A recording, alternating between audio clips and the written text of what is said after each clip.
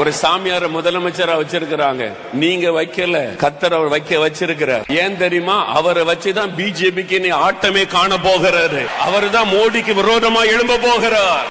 ஒருவர் பட்டயத்தை ஒருவருக்கு விரோதமாய் கர்த்தர் எழுப்ப போகிறார். அது தேவனாலே உண்டாயிற்று என்பதை சீக்கிரத்தில் இந்தியா அறிந்து கொள்ளும். நம்முடைய ஜெபத்தை தாண்டி எதுவும் நடக்க முடியாது இந்தியாவுக்குள்ள. ஆனா நாம் ஜெபிக்கணும், இன்னும் வைராக்கியமா நம்ம ஜெபிக்கணும். அவர் என்ன பிரேயர் பண்ணிருப்பானா, மோடிக்கு எதிராக நீங்க வந்து எல்லாம் ஜெபம் பண்ணுங்கன்னு சொல்லிட்டு அடுத்து என்ன சொல்லுவாரு, அடுத்து யார் ஒரு சிறந்த தலைவரா நீங்க நினைக்கிறீங்களோ அவங்களை கொண்டு வாங்க கர்த்தரே அப்படின்னாரு. அப்ப கர்த்தரே ஆவா இவர் தான் சிறந்த தலைவர், போ நீ ஓரமா போ அப்படின்னு ஓச்சு விட்டாரு. அப்போ எந்த இடத்துலயும் எந்த கடவுளும் வந்து என் பேரை சொல்லி ஏமாத்தணும் உனக்கு சொல்லல. நீங்க கடவுள் பேரை வச்சு நீங்க அந்த மக்களை ஏமாத்தி நீங்க அவங்களை என்ன சொல்றீங்க, தசம பாகம் கொடுக்கல உன் வீட்டுல கெட்டது நடக்கும் சொல்றீங்கல்ல மைக்க போட்டு.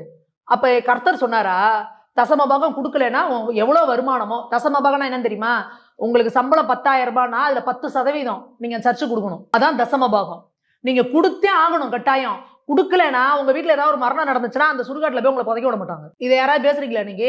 அடுத்து தசம பாதம்ங்கிறது மினிமம், அதுக்கு மேல நீ எவ்வளவு வேணா கொடுக்கலாம், 20%, 30%. அது சொல்றாரு மோகன் சீலாச்சரம்.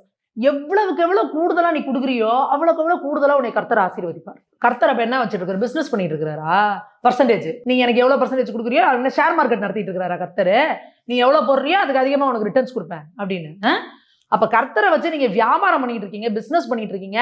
அப்பாவி மக்களா அவன் எவமெல்லாம் பிரச்சனை நாங்க வந்து ஜபம் பண்ண முழங்கால் போட்டு உட்கார்ந்து இருக்கிறாங்களோ அவங்கள அவ்வளவு பேத்தையும் ஐயோ இனிமே சர்ச்சே கிடையாது, இனிமே மசூதியே இருக்காது, சர்ச்செல்லாம் அரசே எடுத்துக்க போதான், இப்படிலாம் பொய் சொல்லி அந்த மக்களை மன உளைச்சல் ஆளாக்குறீங்க.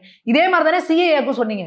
சிஏஏ வந்துருச்சுன்னா இங்க இருக்க முஸ்லீம்லாம் அடிச்சு துரத்திடுவாங்களாம். அப்ப ஏன் இஸ்லாமியர்கள் வெளியில வந்து கேட்கல, எங்க வீட்டு பொண்ணுங்களை எல்லாம் ரோட்டு கொண்டாந்தீங்கல்ல, இன்னைக்கு அப்படி எதுவுமே நடக்கல இல்ல, எதுக்கு பொய்ய சொன்னீங்க? இப்ப எல்லாரும் மூஞ்ச கொண்டு எங்க வச்சிருக்கீங்க? அப்ப திருப்பி இப்படி ஒவ்வொன்றுக்கும் இப்படி பொய்யா நீங்க பேசிட்டு இருக்கீங்க அப்படின்னா அதுக்கு இன்னைக்கு இந்த தமிழக அரசும் உடன்பட்டு சட்டசபையில தீர்மானம் நிறைவேற்றுறீங்க அந்த பொய்யவே சொல்லி. அப்படிங்கும் பொழுது இங்க சுத்தியிலும் யாருக்கான ஆட்சி நடக்குது, யாருக்கான அரசு நடக்குதுங்கிறத இந்து மக்கள் கவனிச்சுக்கணும். இதே மாதிரி இந்து மக்களுக்கு ஏதோ ஒரு பிரச்சனை, உண்மையாலுமே இந்து மக்களுக்கு பிரச்சனைனா யாரு பேசக்கூட நாதி கிடையாது. ஆனா பிரச்சனையே கிடையாது கிறிஸ்தவர்களுக்கும் இஸ்லாமியர்களுக்கும். இதனால யாரு ஃபேக்கா என்ஜிஓ வச்சிருக்கிறீங்களோ, கரெக்டா அக்கௌண்ட் கொடுக்கலையோ அவங்களுக்கு பிரச்சனைனா இதை எவ்வளவு பெரிய இஷ்யூ ஆக்கி கொண்டு போறாங்க அப்படிங்கறத இங்க இருக்கிற மக்கள் கவனிச்சு